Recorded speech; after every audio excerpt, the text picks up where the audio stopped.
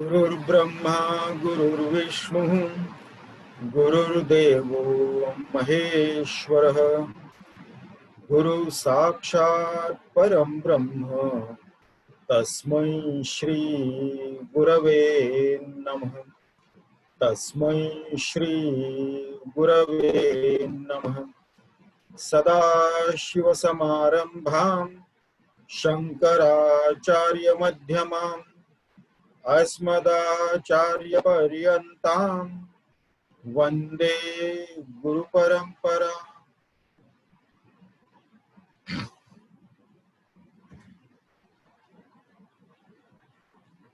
In our last session, we just began the discussion on the 15th shloka. Anta Drig Drishya Yoho Bhedam Bahishcha Brahma Sarga Yoho Avunoti Apara Shakti Sa Sansarasya Karanam. So, in our last session, we began the discussion from the 12th shloka onwards. Mano Hankruti Upadanam Lingam Ekam Jadatmakam Avasthatrayam Anveti Jayate Mriyate Kata.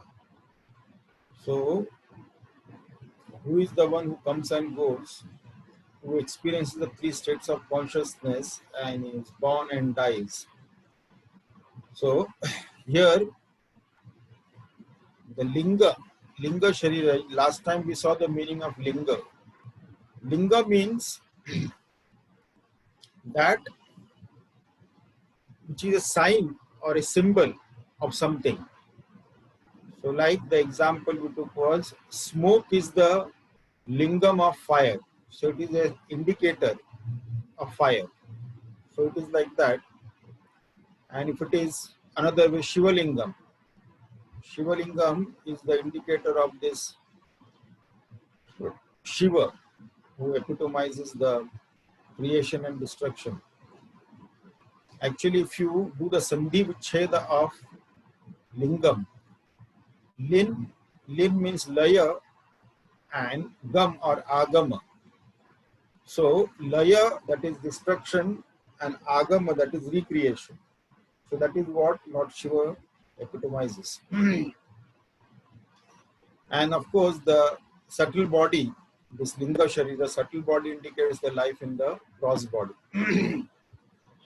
So, and we saw how the subtle body is consist of 17 tattvas, that is the 5 organs of perception or sense organs, or Jnanendriya, 5 organs of action or the Karmendriyas, then Pancha Pranas, the 5 vital airs, and then the remaining 2 are the mind and the ego. So these 17 together comprises the subtle body. And of course the gross body. Both the subtle and the gross body, they are made up of Panchamahabhuta, the 5 elements. The Apanchikruta Panchamahabhuta, that is the ungrossified or the nascent Panchamahabhuta, from that the subtle body is made. And the grossified or Panchikruta Panchamahabhuta, the grossified elements, the gross body is made.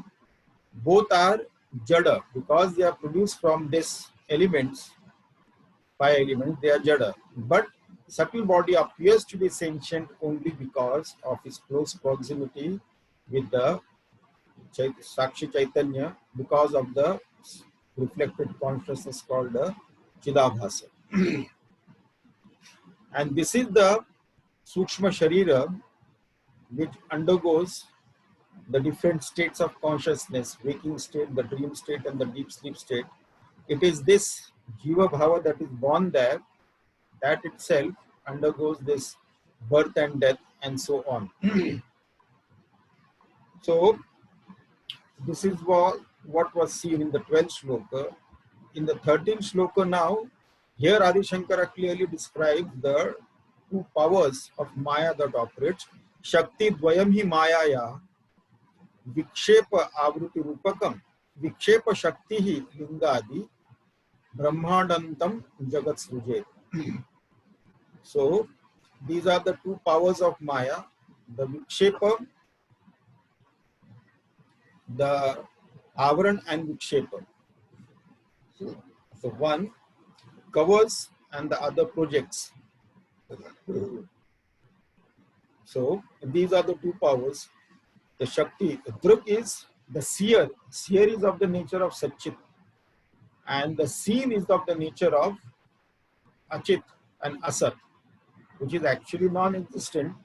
It appears so in its own time, but otherwise it is non-existent, and it is of course insentient. Actually, this Drig Drishya, there cannot be any relationship between the two. It is impossible. One is Sat and Chit, the other is Asat and Achit. They are diametrically opposite also. Yet they seem to be inseparable.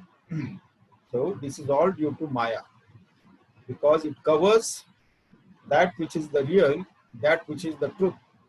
It covers and then it projects that which is untruth. You see, in this world, in this creation, there are so many things that cannot be explained just like that. So this Maya is brought in to explain this. Maya has got just a limited role in that for this explanation's sake. You see, the thing is that we have seen in our last session the example of the 18th horse. Now that 18th horse was brought in to solve the problem of dividing these 17 horses among the 3 sons as per the father's will. So half and then 1/6 and the 1/9 like that. So otherwise it was not possible. So therefore it was brought in like that. But now 1/3 and 1/9 like that. So, and after the problem was solved, this 18th horse was taken away. So similarly, this Maya is brought in just for an explanation's sake, and then this Maya is removed, because certain things you find it difficult to comprehend or difficult to solve. Then when the Maya is brought in, then the things become clear. Okay, it is because of Maya, and Maya is basically our ignorance and nothing else. So they are all synonymous terms. So Maya makes impossible thing possible. This is what, like, same like magician. So without the veiling, the Vikshepa or projection is not possible. Unless the truth is veiled, the false cannot be, unreal cannot be projected. So the truth has to be covered up nicely, and then only the untruth can be, unreal can be projected. With the presence of the truth, which is not covered properly, then there is no question of this unreal, because then nobody will bother about unreal. If the real is there to be seen, real is there to be experienced at all times, there is no question of any unreality there. But that is only possible because the unreal, the real is covered, that is avaran. Actually, real also cannot be covered. Being an infinite entity, it cannot be covered. It is our own ignorance that is preventing us from knowing the real or being aware of the real. So being infinite, it cannot be covered at all. Like clouds cannot cover the sun. When the sun is shining and suddenly the clouds come, and then in our ignorance we say the clouds have covered the sun. No, because sun is infinitely bigger than the cloud. The cloud has covered only our vision. And in fact, in the light of the sun itself, we see the clouds. So it is something like that. This veiling power of Maya cannot cover this real. It is only covering our own perception due to our own ignorance of that. So, Shakti Dvaya Maya Vikshepa Avruti Rupakam. So, Vikshepa and Avarana, that is the veiling. So, without veiling, the Vikshepa is not possible. As long as we know the rope, the illusion of snake cannot be projected on that. If you do not know the existence of rope there as a substratum, then only the illusion of snake is possible. If that existence of rope is veiled from us, then we will not know it. So therefore, this veiling is required. Without the veiling, the reality, the unreal cannot be projected there. So similarly, in the external world also, the substratum is veiled, so to say, and therefore the creation of names and forms is projected there, in Brahmandam. So that is how this creation comes up. without the avarana of the substratum, this vikshepa of nama rupa, this creation, this srishti rachna is not possible. And then what happens is that we get carried away by these names and forms in this creation, and then we draw impermanent, ephemeral joys and sorrows from this existence, this world, this creation. This is how it happens. And it goes on. And of course, different people deal with these kind of things in a different way. Tamasic people, Rajasic people, and the Sattvic people have got their own ways of dealing with that. And therefore, they accordingly, they will enjoy or suffer whatever they are experiencing. It is because of Maya only one consciousness appears divided as if there are three. That is the waking state of consciousness, dream state of consciousness, and the deep sleep state of consciousness. It is only because of the Maya power, Shakti of Maya. So therefore, only with Viveka, Sat Asat Viveka, only we can get rid of all this. This Trigunatmika Maya also, and realize the self. So this was seen there, and the 14th shloka, Shrishtihi Nama Brahma Rupe, Satchidananda Vastuni, Abdhav Fenadivat Sarva, Nama Rupa Prasarana. So this creation is also the manifestation of names and forms. Actually, there are different types of theories, or Vada they call it in the technical terms. So only acceptable Vada for creation is the Vivarta Vada. Vivarta Vada means this creation appears only. It appears. It is not there in reality, but it appears so. Yes, we see so many things around in this world, the mountains, the trees, the animals, the creatures, human beings, the oceans and things like that. So it is Vivarta. So as per the 5 sense organs, we see the 5 types of objects. So effect cannot exist without its cause. The cause is there in and through all the effects. So if we see the wave, we see the bubbles and so on, surf and things like that. So it's cause, the water has to be there as a substratum. Without that, it is not possible. If the cloth is there, then the thread has to be there. The cotton has to be there as a substratum for that, and so on. Well, but the substratum which supports all the names and forms itself has to be not limited by space and time, and itself has to be without any name or form.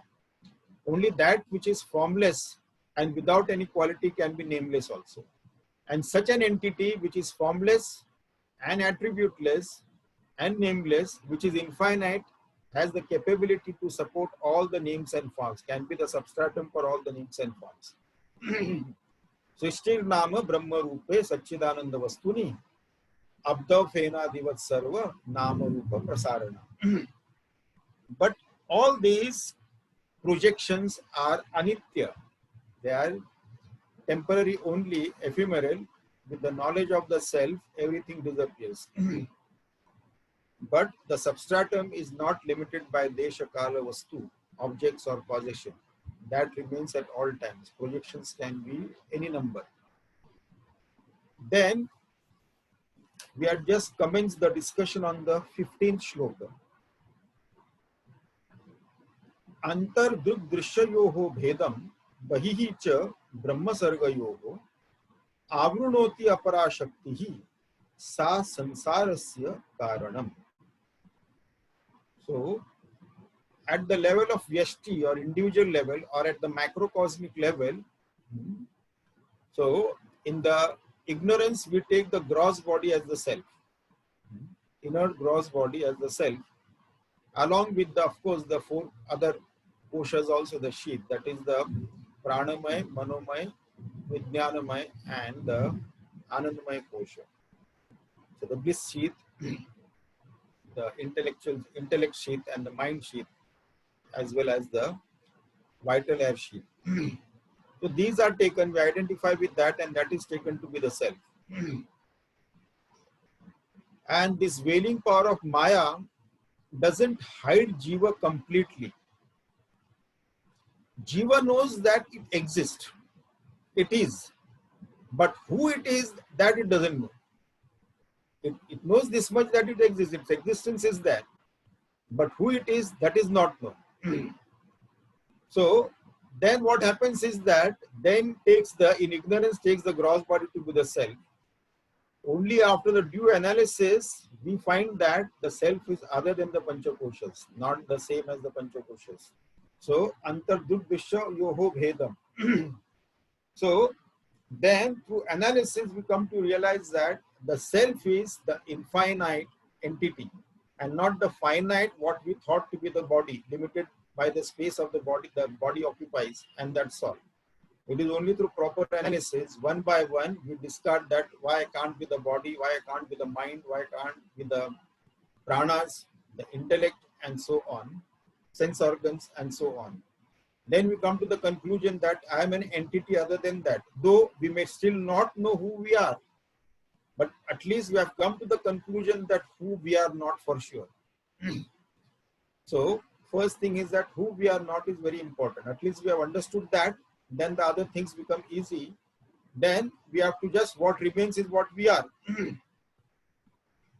So we have also seen that analysis has to go in different ways. Last time when we did the discussion, we saw the analysis that how religions came into being and how the spirituality came into being.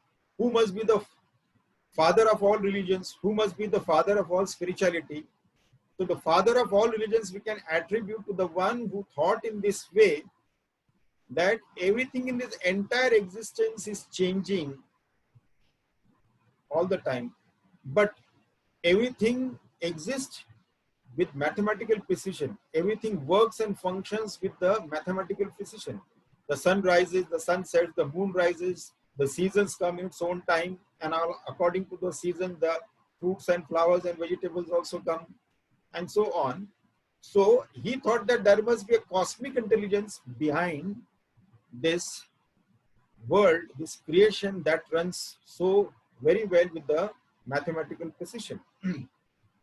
Therefore, he conceived the concept of cosmic intelligence or God. So he can be called as the father of all religions. Then of course, the first person who thought in this way, this world is there, everything is there, but everything doesn't remain the same at all times. It keeps on changing. Nothing remains the same. So the plants also, the seed sprouts, the plant grows, forms the tree, then the flowers are there, the fruits are there, and the fruits fall, the trees, it scatters the seed, and then again the trees grow. And after some time, the tree dies, and then the new trees come. So everything keeps on changing. The mountain is there. After so many years, the mountain also becomes dust. Stones also become dust, and so on. So he sees the changes taking place. And then he started thinking that for the changes to know, there has to be an unchanging background. Without an unchanging background, the changes cannot be ascertained. So there has to be an unchanging background to this changing world of names and forms. Then he thought further that unchanging background should be within me also, because my body and my mind and my sense organs are also changing continuously. So it has to be within me also, against which these changes are happening. And then if I have to know the change, if it is within me and against which background I can see the changes of my body, sense organs and all these things, that it is within me. And then the changes can be seen only if there is something unchanging outside the field of change. So I must be that if I know the changes taking place in the external world as well as in my own body, sense organs, pranas, mind and intellect, then of course that unchanging substratum, I must be the same entity then. There should be no difference between that. So such a one should be the father of all spirituality. Whether he realized the self or not, but at least he came to the conclusion that I cannot be what I see, I have to be something else. So he must be the father of all spirituality. So this is what happens. But the problem is what, we have the Shruti Pramana, we have the Yukti Pramana, we have the Drishtanta Pramana, we have the Guru Upadesh, that we cannot be this body, sense organs, mind or intellect, very well explained logically, rationally, scientifically, and yet we find it difficult to accept that I cannot be this.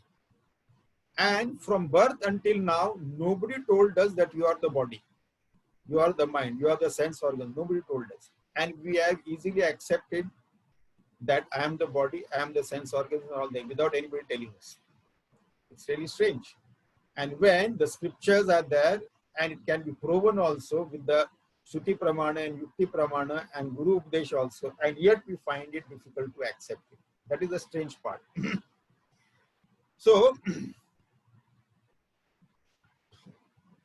Avarana, this is Avarana Shakti is the problem. This veiling. This is the Avarana, the veiling covers the difference between the Drig and Drishya at the individual level. So, the gross body, all the Panchakoshas and the cell, it covers that. And externally, of course, it covers the Bahihishcha Brahma Sargayoho. Brahma Sargayoho, Brahma, the reality, the supreme reality, and Sargayoho, that is the creation of names and forms. So, at the individual level, it creates a difference, a veiling between the Drig and Drishya, some barrier between the Drig and Drishya, and then it also at the external level between the substratum and the world of creation. So both are not ascertained, and therefore mistakenly substratum is mistaken for the names and forms of this world. So this Sat is taken as the Srishti of Nama Rupa Srishti. Now this veiling is of course due to our own ignorance. Avrunoti apara shakti. Avrana Shakti is nothing but our own ignorance. Apara Shakti. And then there is an Anyonya Adhyasa. There is a superimposition because of this ignorance. So the substratum, the reality of that is superimposed on the ephemeral names and forms of this world. And then that is taken as real, forgetting about this substratum. So this is called as Anyonya Adhyasa, like we have so many times seen the examples of the red hot iron ball and so on. Anyonya Dharma Adhyasa. So another example is about the crystal kept on a blue cloth. So both are separate actually. Crystal is separate and blue cloth is separate. Crystal is colorless. Blue cloth is of course blue. But when a crystal is kept on a table with a blue cloth on that, this crystal appears as blue. So this blue color of the substratum is superimposed on the crystal. So like that, it is Anyonya Dharma Adhyasa. So people will call it as a blue crystal. So only the knowledge. Problems are there because of the superimposition and nothing else. And only the knowledge of the substratum can get rid of all these problems that we face. So, sa sansarasya karanam. Sa sansarasya karanam means what?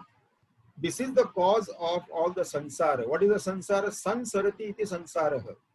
That which keeps on constantly changing, that which doesn't remain the same.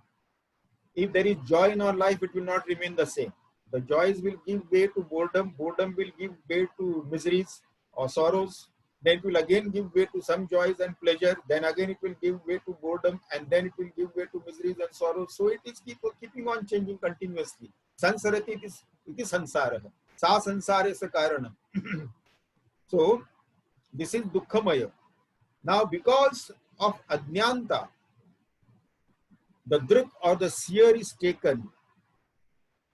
mistaken for the karta bhokta. Because of avrunoti apara shakti, because of this veiling or this ignorance, the drik or the seer is taken as the doer and the experiencer, and then he suffers the sansara. Actually, the karta bhokta bhava comes with the ego. When the ego comes in the next shloka, we'll go how the jiva bhava manifests. And this ego, then it identifies with the panchakoshas, and then he becomes the doer, he becomes the experiencer, and so on. And therefore, he is the sufferer. Actually, if you look at it, now it is scientifically proven fact also. I is only a thought. Ego is only a thought and nothing else. And that thought doesn't belong to us. I as the pure self, it doesn't belong to us. Now, there is a well-known neurosurgeon called Benjamin Libet. I don't know whether he's still there or he must have passed. He's still there or he passed away. I don't know. He did an experiment in which he came to the conclusion that there is a time gap between the thought appearing in our intellect and we becoming aware of that thought. There is a time gap. Maybe it is half a second. So the thought appears first and then we become aware of it after that. What does it mean? It means that the thought doesn't belong to us. It has appeared from somewhere in the brain, in our brain, but once it appears there and we become aware of it, we usurp it as our own thought. And then we want a copyright and all rights reserved and all that thing. So this I thought also is like that only, that appears. And this I thought identifies with the subtle body and the gross body, and their modifications, we suffer the modifications because of this identification with the subtle and the gross body. This I thought itself doesn't belong to me. And I, like a fool, I usurped it, and now identified with the subtle and the gross body, whatever modifications they undergo, I suffer that. It is as if I am suffering. So, brain is just a receiving instrument, like a radio. Radio doesn't produce any program. It is produced at the far off station and it is broadcast.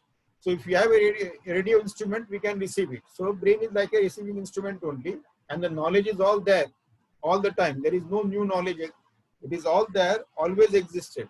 Nobody gets a new knowledge. It is only a discovery, that's all. Which was already there, we discovered it for the first time if nobody has known it. So the knowledge have always existed. All knowledge have always existed. Only we came to know about it now, so we say it is a new knowledge. Nothing is new.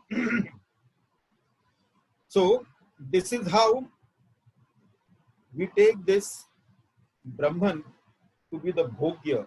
Brahman is the substratum of the entire reality, and we take it as the Bhogya Padartha, the Nama Rupa. So, and then the permanent nature of this Brahman is also given to that. So we think that that is real. But that is not real, that is unreal, and that is impermanent, temporary, and keeps on changing. So, ignoring the temporary, our focus should be on the substratum, that which is permanent. That is where our focus should be. Otherwise, when our focus changes, that is how we suffer lives after lives of the samsara. Because Maya is so powerful, it will pull us away from the focus where it should be. And then again we are back to square one.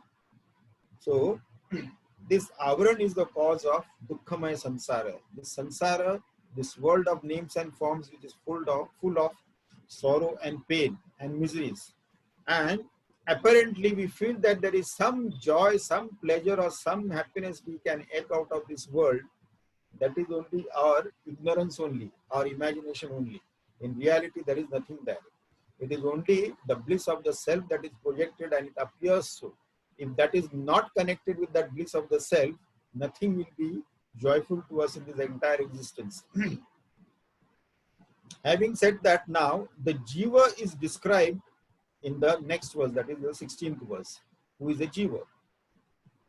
Sakshina purato bhatam lingam dehena sanyutam chiti chaya samaveshat jivasya vyavaharikah. Sakshina puratah bhatam lingam dehena sanyutam chiti chaya samaveshat jivasya vyavaharikah. So who is this Vyavaharika Jiva? The one who transacts with the external world. Vyavaharika Jiva. So that is being said here. Sakshina Purataha Bhatam Lingam Dehena Sanyuta. So Purataha, and that which illumines, Purataha is in close proximity of the Sukshma Sharira, Lingam. Linga Dehena Sanyuta. So Bhatam, which illumines. Now here, Sakshi or the Supreme Consciousness. This is the only thing that is real. And as long as this is there, this Sakshi Chaitanya, Supreme Consciousness, the pure self is all pervasive. So, and it is all pervasive. Its reflection should be everywhere. Wherever the reflecting medium is, it will reflect. But other than this Sakshi, nothing else exists. If anything else appears, it is only an appearance only. So now this Sakshi Chaitanya, and then there is this Sukshma Sharira, the subtle body, the pure self, or this witnessing consciousness, and then the Sukshma Sharira is there. Because it is a reflecting medium, an entity called Chidabhas is born. Reflection. So this consciousness reflects in the subtle body because of close proximity of the subtle body and this pure self. So this conflict, and that is the only reflecting medium we have. So it will reflect there. Having reflected there, then it appears as sentient. So this subtle body appears as sentient. And then the thought that basically subtle body is nothing but the thought. The thought that appears in the subtle body, then it is a sentient thought. This sentient thought is nothing but I thought, the ego. So Sakshi Chaitanya, the reflected consciousness in the Sukshma Sharira, the subtle body, and there the thought, the sentient thought arises, I, the ego. And this I, the ego, then identifies with both the subtle body and the gross body. And this fellow is the experiencer. The subtle body is the experiencer. And it identifies with the gross body. Because of the sentiency of the subtle body, now the gross body also appears to be sentient. So subtle body is the experiencer, and the gross body is the counter through which the subtle body transacts with the world outside. It is the counter there to transact, the transactions occur with the outside world. So this jiva is called as Vyavaharika jiva, the empirical entity. This is called as Vyavaharika jiva, and that jiva is Karta Bhokta, the doer and the experiencer. And also it transmigrates to the different fields of experiences, different locus, different realms of experiences. It transmigrates. And according to the karmas, in different fields, in different locus, he will take different forms. And then he will enjoy or suffer the karma phala accordingly. And he comes back again, he keeps on transmigrating like that. Then he comes back to this Martya Loka, exhausts certain vasanas.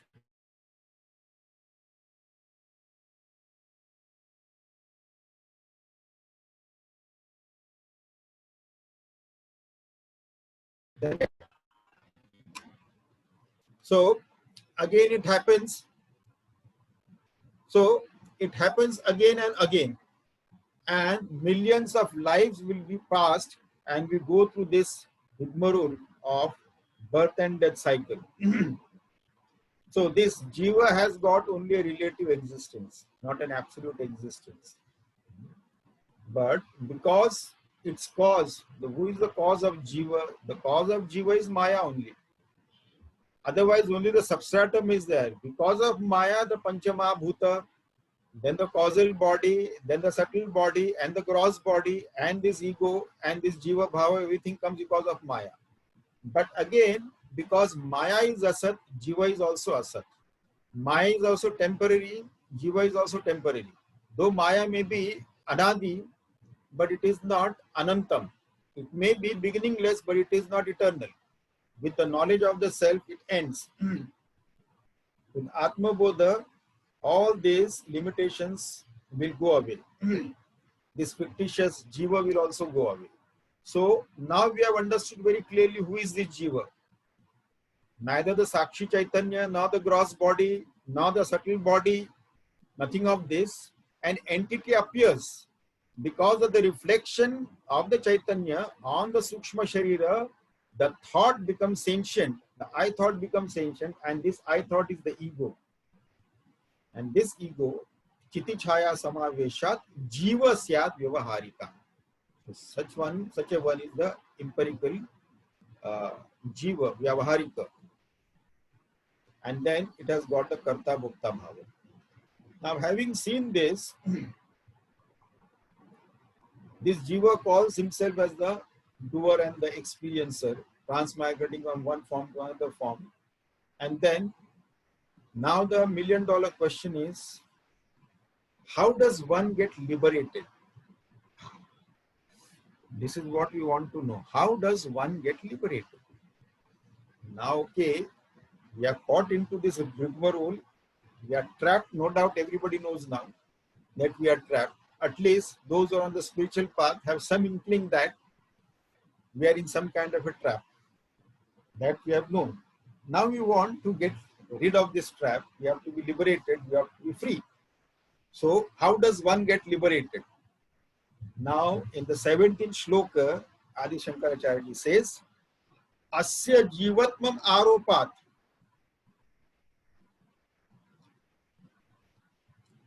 Sakshinyapyava bhasate avruta tu vinashtayam bhede bhate payati tat.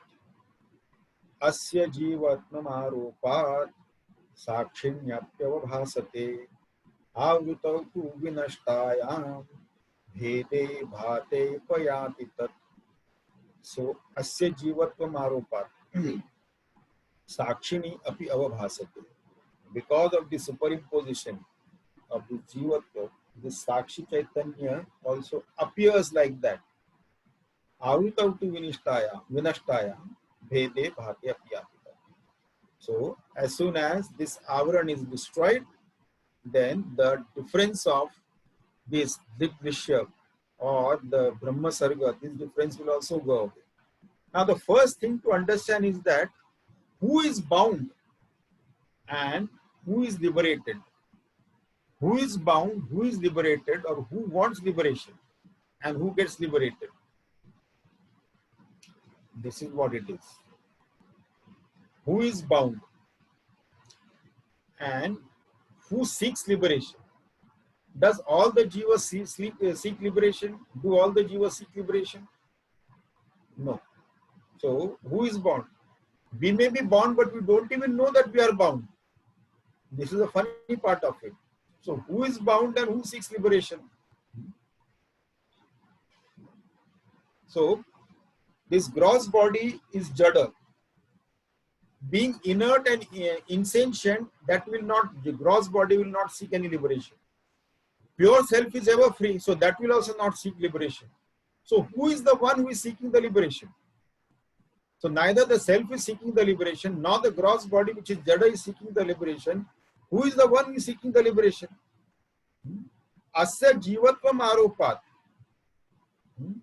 Jiva, the fictitious ego, now this fictitious ego feels as if it is bound, as if it is limited, and this jiva, the fictitious ego, wants freedom.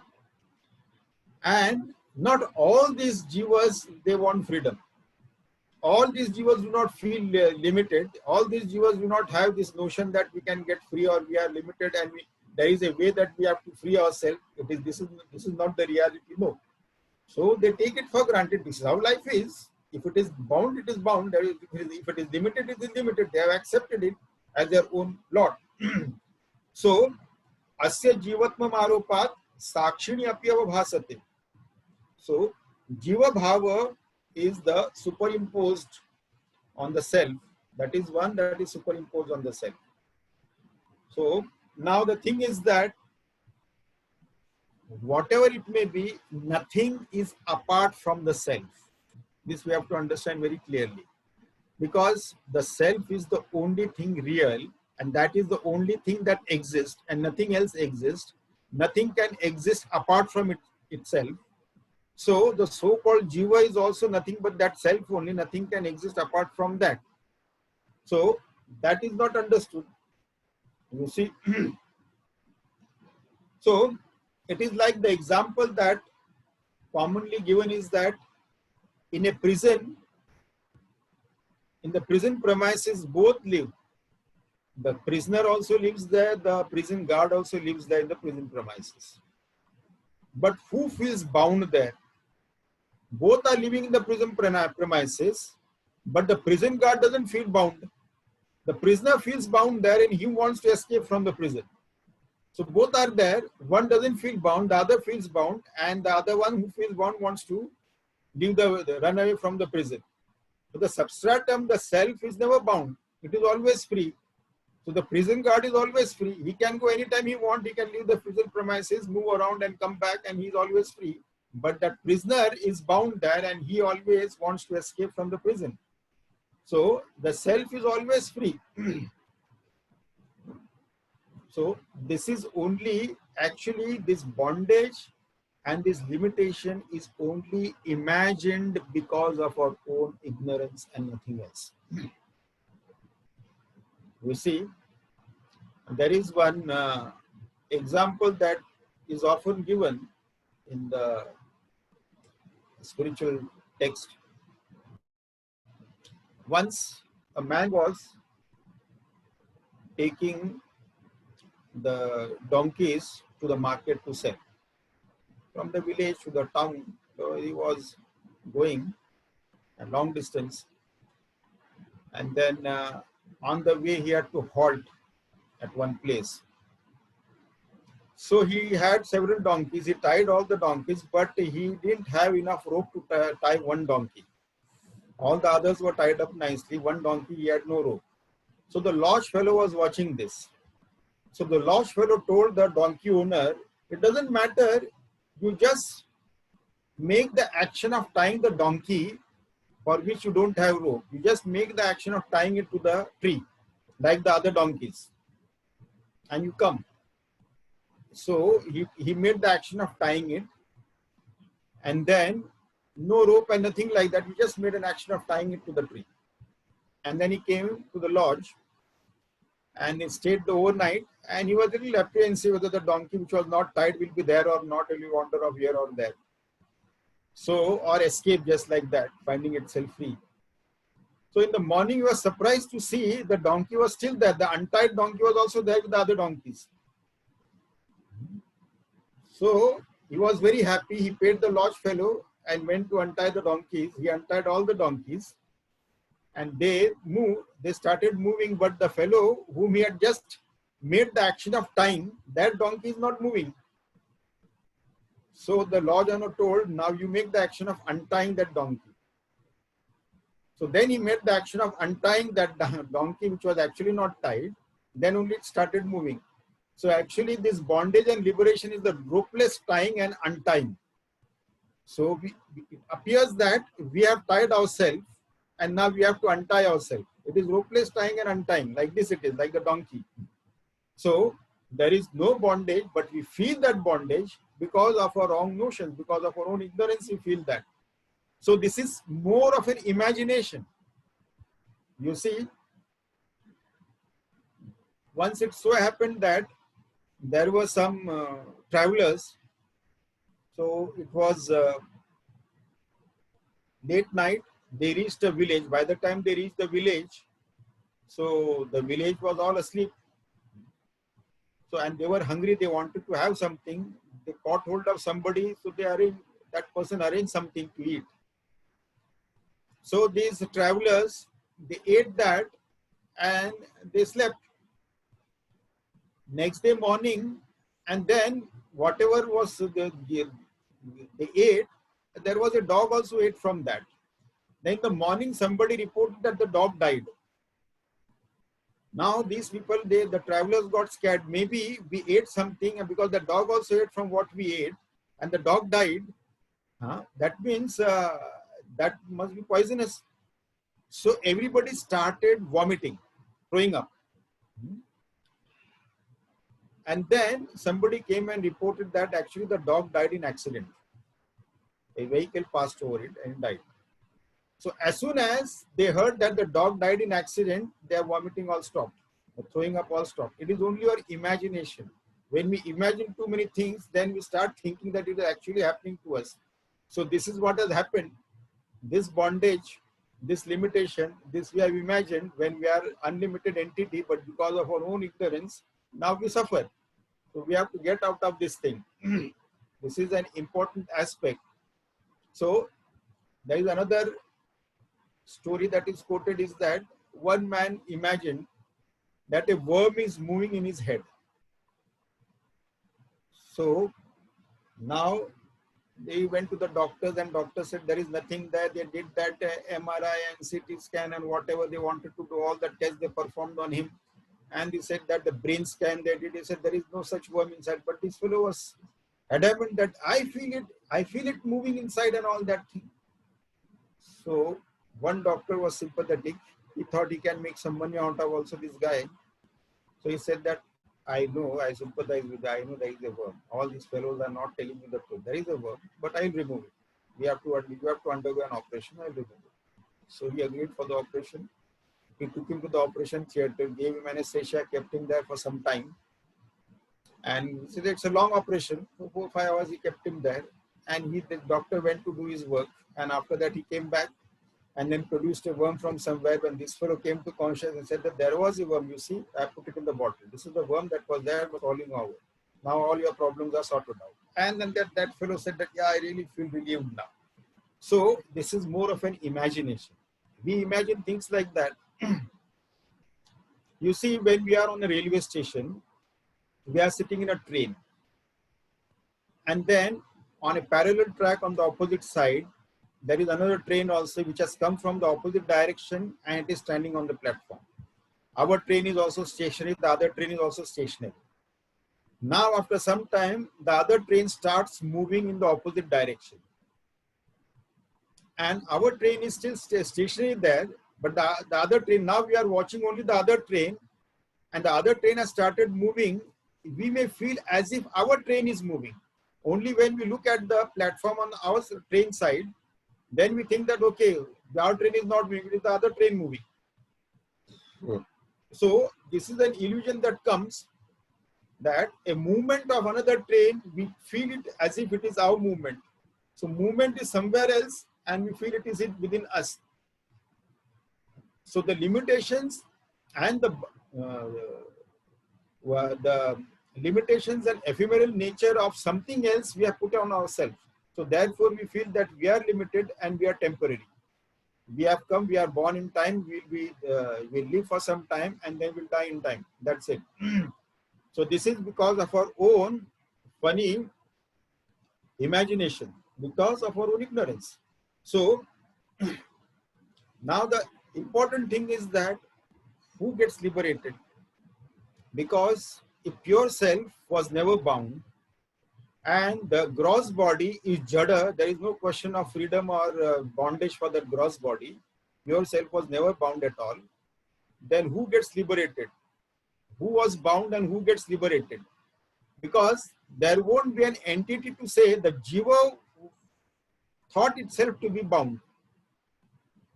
Now, when the realization happens that jiva is not there to say that I am liberated now. Because there is no jiva now. Once we realize the self, there is no jivatva there. There is no jiva. Nobody is to say that I am liberated now. There is no jivatva.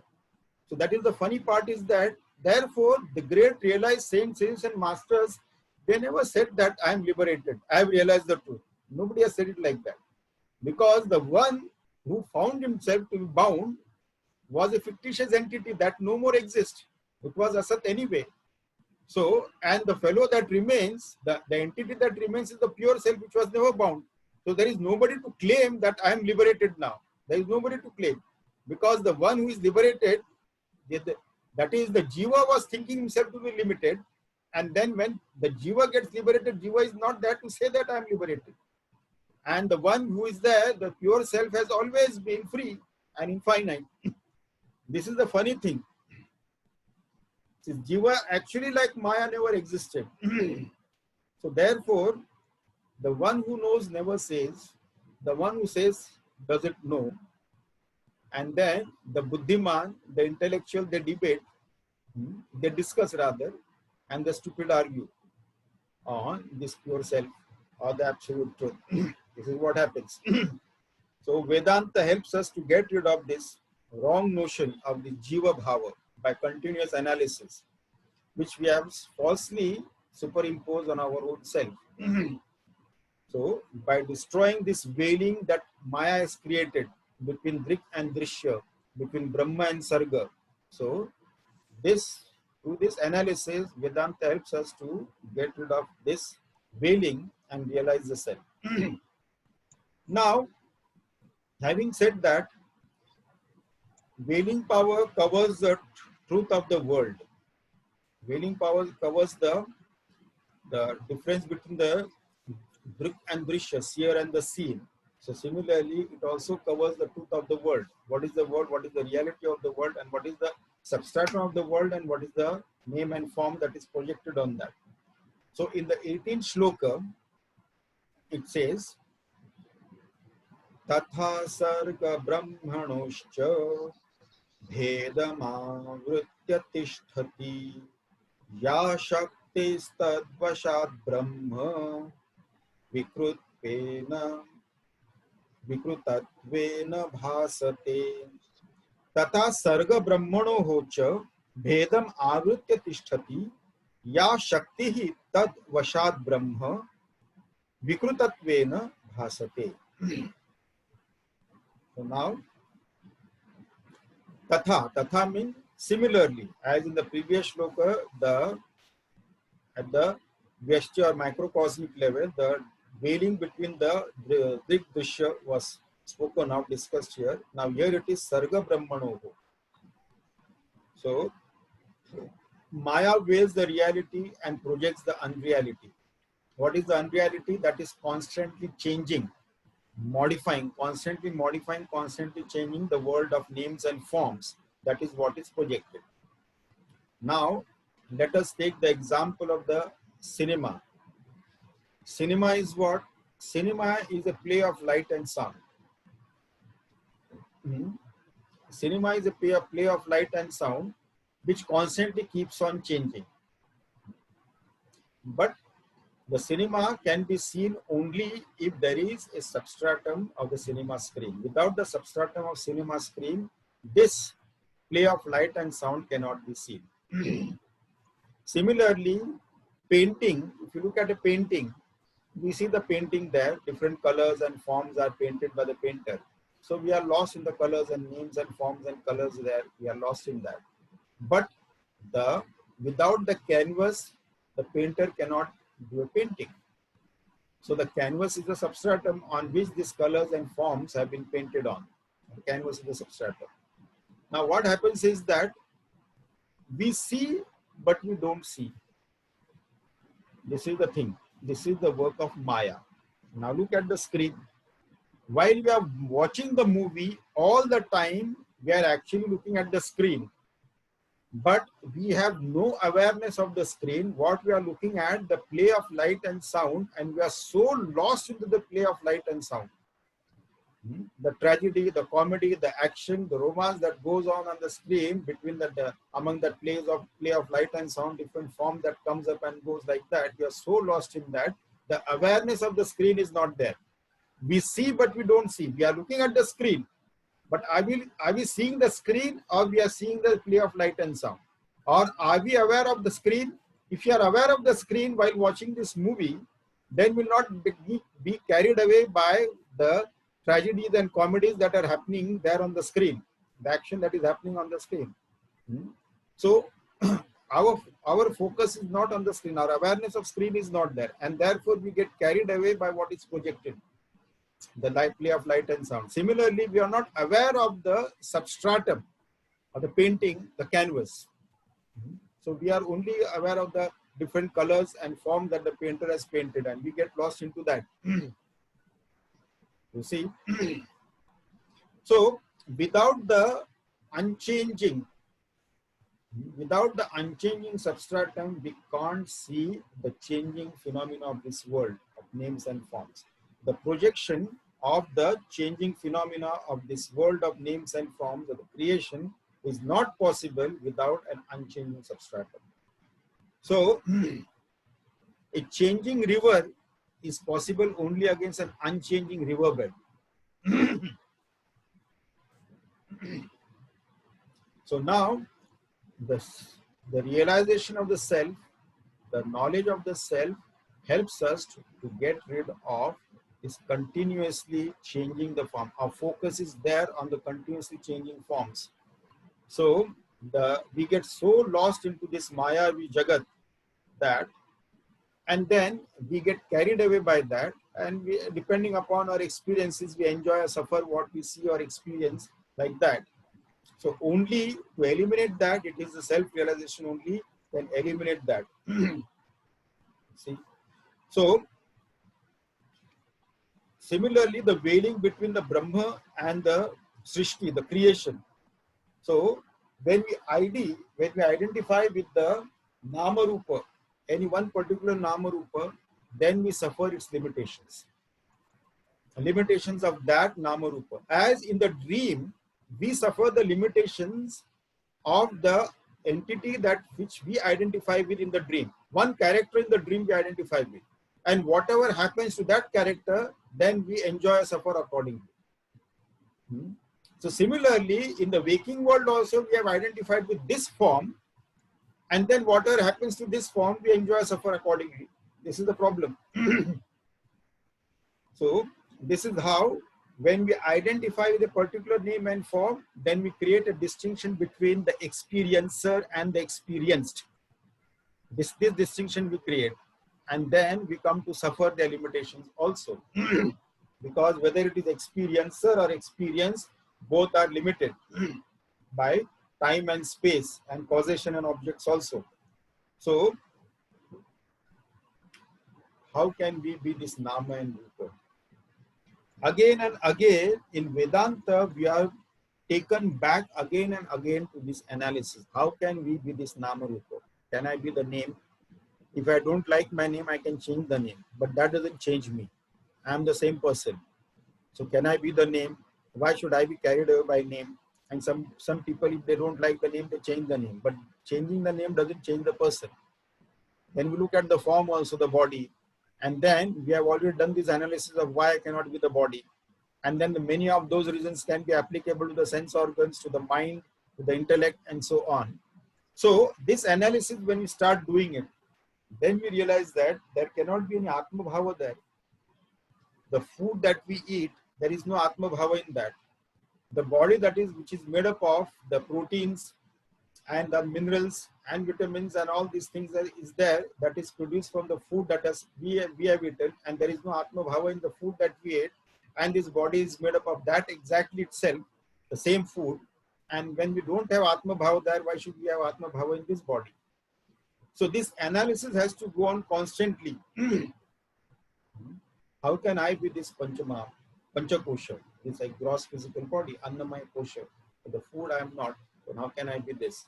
And so many reasons we have already covered up. So this constant analysis has to go on. Tatha sarga brahmano hocha bhedam avritya tishtati.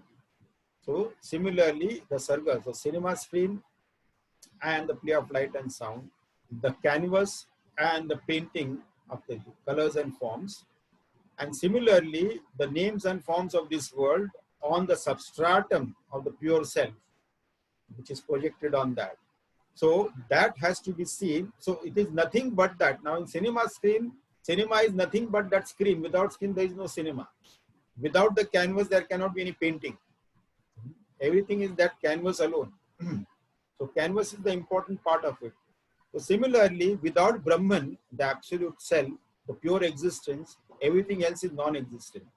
And because of that, it gives as if some kind of an existence to that which doesn't actually exist. So because of the rope, it gives the existence to the illusion of snake. Because of the hot desert sand, it gives the existence of a mirage water. So without the substratum, this illusion is not possible. So, bhedam avritya tishtati ya shakti tadvashad brahma vikrutattvena bhasate. So, this is vikrutattvena, as though undergoing modification. Because of this, the names and form that is undergoing modification, because of mutual superimposition, the reality of Brahman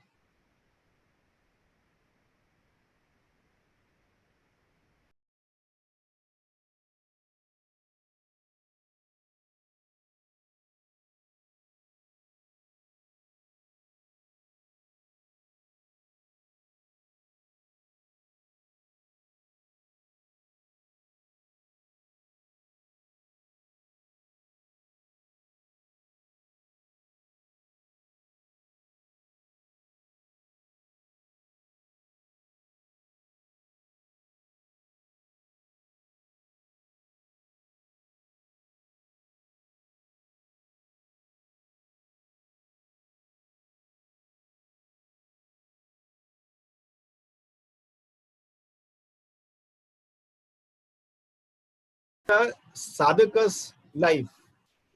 First, he was just like an ordinary sansari. Now, when he's on the spiritual path, because he started questioning things around him, and then because the spiritual path, what has happened is that now he has somehow understood that there is something not right with what I'm experiencing, what I'm undergoing, and all that thing. Now, theoretically, he's understanding that there is something called as self, which is not other than I. Then these Panchakoshas are there. They are actually Jada, insentient, and it is not I. That is also there. That also theoretically he has understood that. But now, at the moment, that ignorance of the self is still there. Though now he has understood that is what I am, but I have no knowledge, and this is what I am not. So now the thing is that he is now at a very critical stage. Neither here nor there. It is like, these people going to Jew beach and enjoying bhel puri there. So once we see how this bhel puri is being made by that bhaiya, we'll never eat that. So then what happens is that we'll not eat that. We'll go to the Jew beach. We'll see others enjoying that bhel puri, but we'll never eat it. So it is neither here nor there. But Swamiji, this is a very, very uncomfortable situation. As if we are in ICU. No, it has to be uncomfortable and very acute situation. It has to be very acute situation. Then only there will be an urgency. There will be an urgency to pursue this till the end and not give it up in between. Now I have already come here. Now I cannot enjoy that. See, earlier I was enjoying that. Now I cannot enjoy that also. Having seen how that bhaiya makes the bhel puri, now I can't enjoy that. But I see others enjoying it. I cannot enjoy that. Now I have to get my joy back. My real joy, my real bliss I have to get back. Now I have no choice. Now it is a very critical situation. Now we cannot give up this. So this is the stage where we have to proceed further with more urgency. That it cannot be, this is it. I am not taking any form again. This is it. This is the last. And that urgency, that sankalpa has to be there. That determination has to be there. Unless that determination is there, we cannot progress. We cannot take things now because we cannot enjoy the world now. This is the funny thing. Okay. Having understood the reality of it, he said that, okay, this is all funny. And we know what things are happening there. And these people, when you look at them, of course, we should not feel that, okay, these ignorant people don't know. That should not be the sense in our mind. But the thing is that we cannot enjoy that. And we know that there is something far, far infinite. That is what we are. And we cannot enjoy this. And we cannot live without happiness. Because our very form is happiness. We cannot live without happiness. Since we cannot enjoy this, we have to seek that with more urgency. And the best thing is that even though we may not realize the self, but the more and more we progress towards our goal, the subtler and subtler level we reach there, the more calm and peaceful we are, and nothing in this world will trouble us, even though we have not realized the self. And there is an inherent joy within us. We may not have got the infinite bliss of the realization of the self, but at least we are at calm with ourselves. Nothing agitates us. That itself is a big achievement. Living in this world, surrounded by all this nonsense around us, to keep our mind at peace, that itself is a great achievement.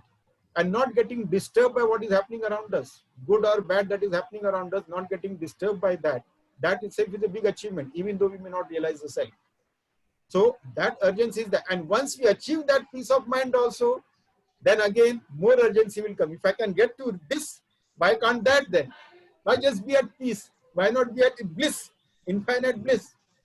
So this is why it is, once we have understood the uselessness, the futility of the external world and what goes on there, once we have understood that, then of course our mind will not get trapped into that. And we have understood that, but then we are in a critical place that we are neither here nor there. So we have to go at one end. Now we have left this end, we have to get that other end. Otherwise, we are neither here nor there. So one end we have to get hold of, for sure. But definitely not this one from which we came now. Once we have given it up, we don't want to go into the same rigmarole again. So then we have to come out of that and progress. And When we are progressing, we are crossing from one bank to the other bank. As the shore comes to in our sight, then there is more joy. That is called as, when we come to that, there is a Priya is there, and then Moda is there, and then Pramoda is there. Of course, we have done this in Panchadashi also. So then when we look the other side, yes, something is coming up. Then the Priya and the Moda and the Pramoda. Okay. Anybody else? Yes, Swami. Yes. Yeah. Swami, you have mentioned that Maya does not exist. So if Maya does not exist, how do we experience everything that we go through? That is because Maya can play its game. It doesn't exist actually. Yamasa Maya, that which doesn't exist, that is called as Maya. Why do we experience it? Because of this, our own ignorance and nothing else. This ignorance itself, ignorance of the self, from there comes this power of Maya, because ignorance and Maya are not different. This Karan Sharir or causal body, Ajnanta or ignorance, Maya, they are all synonymous words. Because of the ignorance of the self, then the Panchamahabhuta comes. This Panchamahabhuta is projected on the substratum. Then from Panchamahabhuta, the names and forms, and all this comes. And of course, because we have lost the knowledge of the awareness of our own self, then we get extroverted and we get caught up in this, though it has got no real existence. For example, as long as we are a dreamer in the dream world, which our mind projected. Who projected it? Our mind only projected it. And what was recorded already, that is projected in the dream world. And the dream world, we see an entire world exactly like the waking world. Absolutely no difference. But who projected it? It is our mind. Individual mind projected it. And as long as we are dreamer in the dream world, how real the dream world is for us, we don't take it lightly, isn't it? If a tiger is chasing us, we are of course desperately trying to escape from the tiger, and so on. So that dream world is the projection of the individual mind, the ignorance of one person that is projected, and we take it for real. Only when we wake up, we call it as an illusion. In the waking plane of consciousness, the waking plane of the Jagrata Avastha, the waking world is real to us. It is not an illusion for us, it is real to us because we are still in ignorance. As a dreamer, the dream world is real to us. When does dream world becomes illusion? Only when we become waker, then the dream world becomes illusion. Not otherwise. As long as we are dreamer in the dream world is real to us. So from dreamer, when we become waker, then from the waker standpoint, dream world is an illusion. So from whose standpoint is the waking world illusion? As a waker in the waking world, that waking world is real to me. From the waker, when I awaken to a higher dimension of consciousness, higher awareness of consciousness, then for me, this waking world is also an illusion. I will never take anything in this waking world seriously, as I didn't take anything in the dream world seriously. After waking up, not when I was a dreamer. After waking up, I call it an illusion. I should not take anything seriously, but not when I was a dreamer. Similarly, as a waker in the waking world is real to me. We tend to take things very seriously. But for whom it is an illusion, when the waker in the waking world awakens to a higher dimension of consciousness, from their standpoint, then this becomes illusion. From an ignorant standpoint, this is not an illusion for us. This waking world is real for us. Even though this Maya is non-existent, it is illusory and all that thing. Even the dream was non-existent, but wasn't dream real for us when we were dreamer? As a dreamer in the dream world, yes, it was real for us. With all the fear, all the joys, all the pleasures, everything was there. All the masala was there of the waking world in that. Similarly, from the ignorance point of view, the waking world is real for us. From the one who has awakened to his real self, for him, this is an illusion. So, it is what it is. Though this Maya is non-existent and all that thing, theoretically we know, but we have to realize to eliminate that effect of that, the influence of that Maya on us, then we have to realize the self and awaken to a higher dimension of consciousness and abide in that. Then from there, as we wake up from the dream, and as a waker we say that dream was illusion, Then we wake up from this waking plane of consciousness to a higher dimension of consciousness, and then we call this world also an illusion. Therefore, great masters, they call it an illusion because they know it. They don't take anything seriously in that. But just because a master said it, then you can't call it an illusion because it is not our experience. The master's experience is an illusion. So a waker's experience is that the dream is an illusion, but not as a dreamer's experience. A dreamer, for dreamer, dream is real. Like that it is.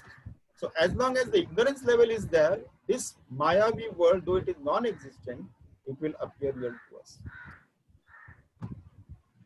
Yeah, anybody else? Jayant? Vimalji? Yes, Swamiji, may I ask something? Yes. Well, that's somehow I understand that I am not what I think myself is. It comes, I understand, but then in the miserable state of existing, how to come out of it, one doesn't know. One has to go through the body and its action all the time. It is not in my hand, and then somebody else is monitoring that. Yes, of course it is there. See, now we have not realized the self. And of course, the worldly experience will definitely affect us, no doubt about that. But the advantage of this knowledge is that we can always continue doing this analysis at all times.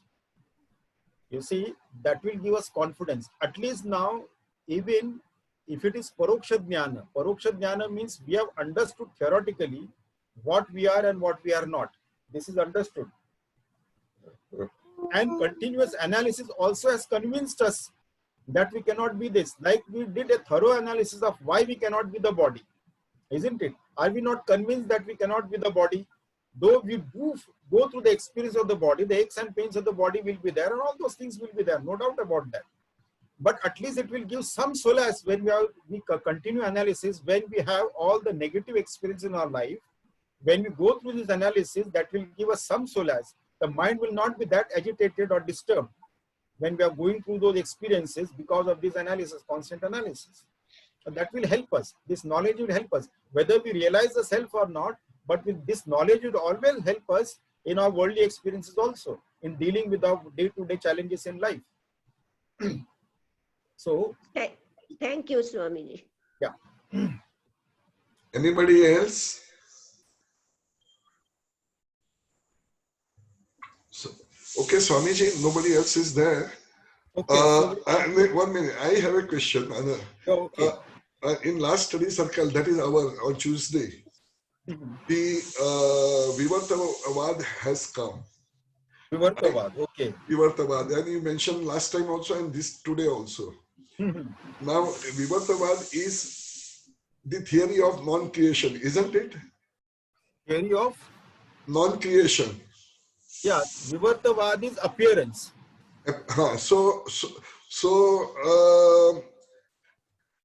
Other members felt that are we illusion? Means, am I illusion to myself? If I see you, then are you an illusion? So I would like you to explain this in a little more detail. You see, you or I as the pure self, we are not illusion. But when we look with our eyes have got limitations. Because of the limitations of the eyes can see only colors and forms. And the colors and forms which the eyes see, they are insentient, inert, non-living. So, if I see Pankaj Bhai, the name is there and the form is there. But name is not that entity, neither the form of this, the body is also not that entity. The body is actually inert, insentient, non-living. But the pure consciousness that manifests, that enlivens this body, that is the real self.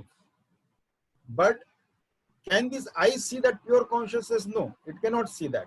Eyes can see only insentient, jada, inert body only it can see. And enlivened by the consciousness. So, what is real can't be seen by the eyes, and what is seen by the eyes is not real. Because if it was real, then it should be permanent. because it is not real and it will not modify, it is unchanging, immutable. The real is immutable and the unreal is mutable. It will keep on mutating, it will keep on modifying, it will keep on changing. So I see the body of Pankaj Bhai which is modifying, which is created in time, which will be destroyed in time. But that which is enlivening the body called Pankaj Bhai, that entity cannot be seen by my eyes. And that is the real entity. And that which manifests, which the form that it to manifest, that is not real, that is unreal. That is subject to modification and destruction. So that is not real. So if you are thinking about when you look at someone, yes, the self is there, but the form, name and form is illusory. The name and form is not real. Behind the name and form, what appears to our eyes, behind that, the consciousness that manifests to that, that is the real thing. And that which cannot be seen by the eyes. So whatever is seen by the eyes need not be real. And this is what it is. This is at a very subtler level. Even at a grosser level also we see mirage water, but that is not real. We see the rising and setting of the sun, but that is also not real. And similarly, we see the form also, and that is also not real. But as long as the veiling is there, it will appear like that. But behind that unreal, there is a substratum of reality. So even when you are looking at the illusion, even when you are looking at the illusory snake, we are always looking at the real rope. Without the real rope, there cannot be an illusion of snake. Without the real pure self, there cannot be an illusion called the form of Pankaj Bhai. You see? So therefore, when we look at it, we have to understand as a spiritual seeker, we have come up to this level now. We are doing the study of the scriptures. We have come up to this level of at least this awareness has to be there always. So the forms may be illusory, but that which is supporting the form is not illusory. That is real. And that is what the focus should be on. The form could be anything. It doesn't matter. So only in our ignorance, of course, we accept the form also as real, no doubt, but it is illusory. But in waking plane of consciousness, we treat the form also as if, because the real is manifesting to that unreal form, it appears to that, because of the limitations of our vision, we cannot see that, nor we have known the self. If the self is known, we'll see everywhere nothing but the self. Once I know the water, then I see water everywhere, not the waves or bubbles or surf or anything like that. I see only water everywhere. Once I know the secret, the substratum of all the ornaments, then I see only gold there. I don't see necklace or bracelet or ring and all that thing. I see only gold and gold everywhere. So once I see the self, once I realize the self, then I see self everywhere and not the names and forms through which it is manifesting. Yeah, okay. Thank you, Swamiji. Swamiji, we can finish today. Okay, Shanti we'll Path. then. Om Purnamada Purnamidam Purnat Purnamudachyate Purnasya Purnamadaya Purnameva Vashishyate. Om Shanti Shanti Shanti. Hari Om Shri Guru Bhyo Namah. Hari Om.